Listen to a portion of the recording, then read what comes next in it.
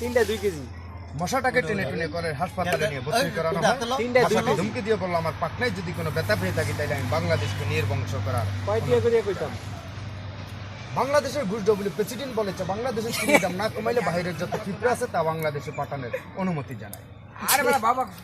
225 বছরকার একটি যুবতী মেয়ে হারানো গিয়েছে, যে ব্যক্তি পেয়ে থাকেন তাকে জুতা দিয়ে পিটিয়ে গায়ে চামড়া আলগা করে গায়ে লবণ লাগানোর অনুমতি জানায়।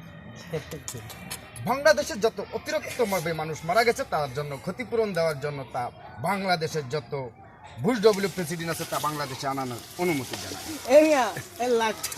আমার খবর শেষ করার আগে আবার আমি বিরতিগুলো আবার জানিয়ে দেই, আপনারা শুনতে সবাই থাকুন।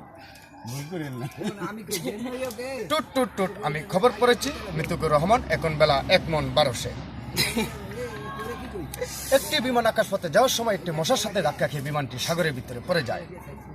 মশাটাকে টেনে টুনে কলের হাসপাতালে নিয়ে ভর্তি করানো হয়। মশাটি ধমকি দিয়ে বলল আমার পাকনায় যদি কোনো ব্যথা পেয়ে থাকি তাহলে আমি বাংলাদেশকে নির্বংশ করার অনুমতি জানাই।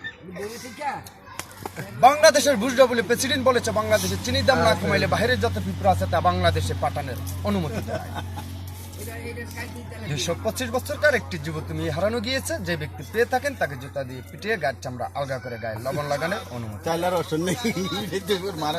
আমার খবর শেষ করলাম, বাকি খবর শুনবেন 6:30।